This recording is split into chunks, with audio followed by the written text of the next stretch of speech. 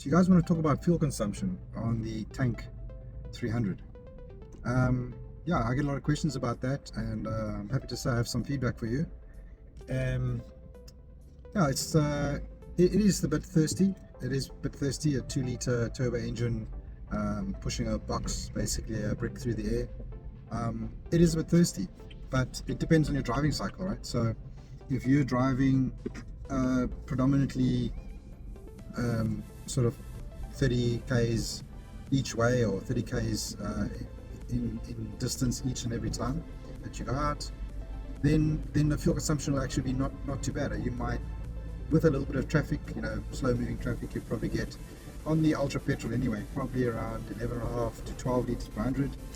If you're driving short distance, like a school run, stop streets, things like that, which is basically my cycle, and then you throw in some four-wheel driving at least once every tank of fuel, then you're going to look at something around I don't know, 15 liters per 100, 15 to 16, it all depends on what you're doing. So that's sort of my consumption. Look, the vehicle has only done 3,800 kilometers, and so it's actually still the new engine, and it hasn't actually broken in. I just don't do that much mileage. So if you look at it like that, from all the feedback and all the information that I've garnered over the history of this vehicle and a lot of other vehicles, is that after 10-15,000 kilometers, does the fuel consumption get a lot better on a lot of vehicles, especially that I've heard on this 2-liter motor. So I'm really looking forward to that. Another point that I want to make is that fuel consumption that I'm quoting you, my fuel consumption, is because I'm also running 33-inch tires, 30-inch LT tires, which is light truck, which means it's a 10-ply carcass. It is a very heavy tire compared to the stock ones, or a road tire, road-based tire. So you add that in. So obviously it's more rolling resistance. It's a rugged terrain tire, so it's a blend between a all-terrain tire and a mud-terrain tire. So when you're actually driving very slowly, you actually do feel the knobblies on the tar. If you go very, very slowly, you can actually feel each knobbly hitting the ground. So in terms of rolling resistance, I'm adding a lot of rolling resistance, as well as the unsprung weight of that tire having to be moved every single time, especially when you're doing stop-start, right? So you're going stop street to stop street. The vehicle has to get that inertia and that momentum again. So based on all of that is why my fuel consumption is very high. And then I go and do a day of 4x4 driving, and that's low range and just idling a lot of the time, and that type of thing. That's why my fuel consumption is pretty high. Is it a concern for me? Well, because I don't do a lot of mileage, it's not really a concern for me. I might do 1 tank to 1.5 tanks a month. It's not really that bad for me.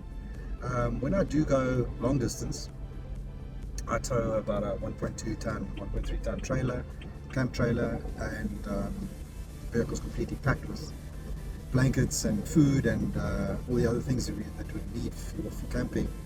Then I get about 14.3 liters per 100.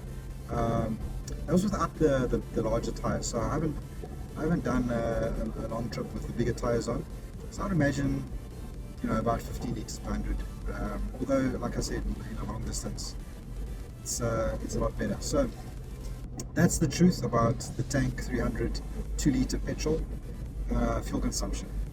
The hybrids do not do that much better on the long distance, because the electric assistance from the electric motor doesn't actually play a big role when you're cruising on the highway. It's only when you accelerate hard, like you want to overtake, or if you may be going up a very steep hill, then it might come in for, depending on the amount of pedal that you've given it, it might then, it will come in and assist you. So I'd say that the hybrids or the HEVs probably on long distance do about the same as what the petrol would do. So you're not really going to get a big change there. What the hybrid does do, and I drove one the other day, and I've got a video coming out just to do a comparison between the hybrid and the petrol.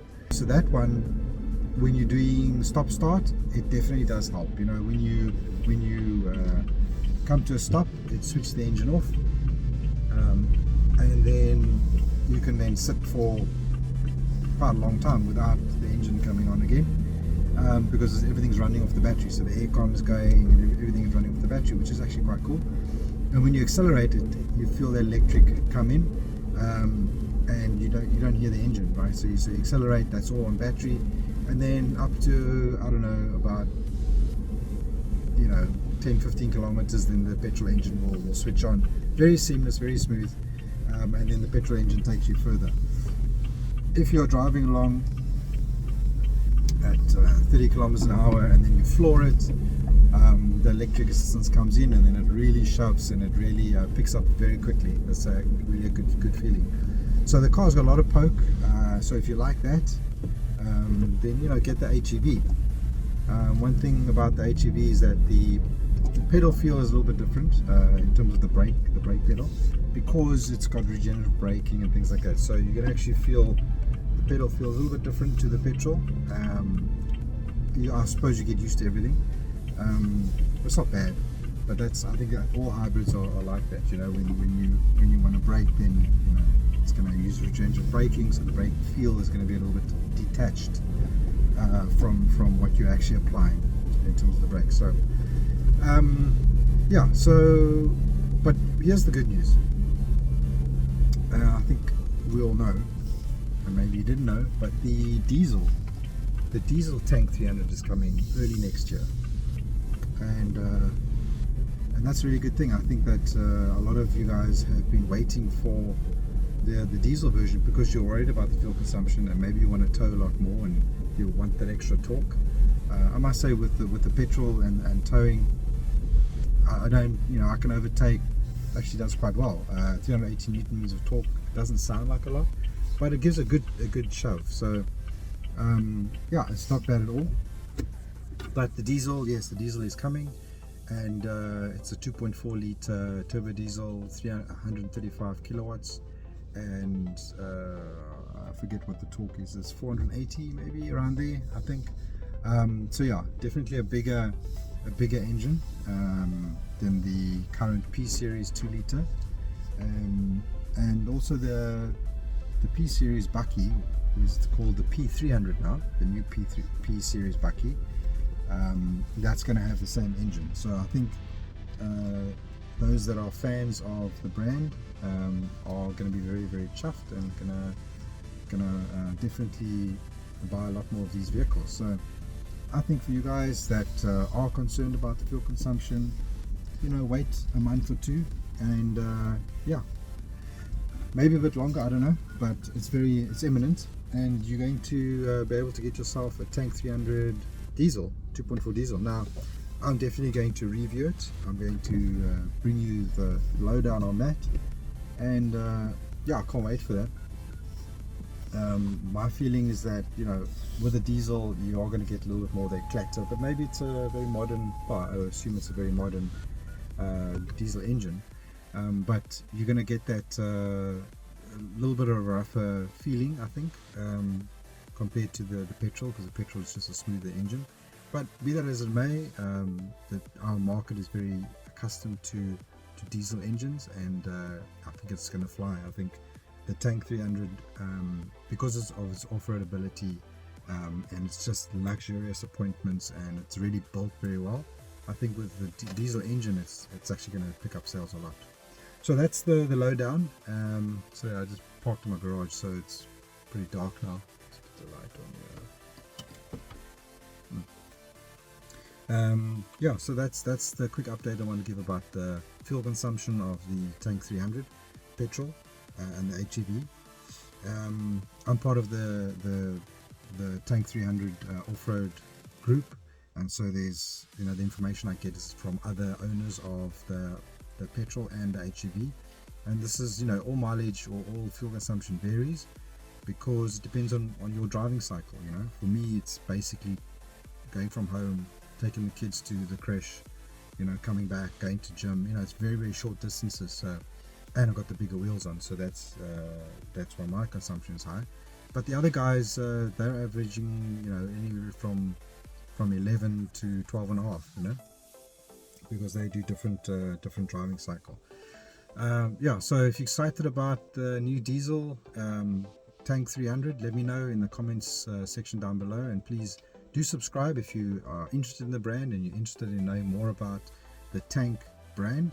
So I'm going to be doing videos about the Tank 300, obviously all the different incarnations. So you've got the different levels, the HEV and the Ultra, and then the HEV Ultra, which I've had a drive in the other day, which I'm going to put that video up.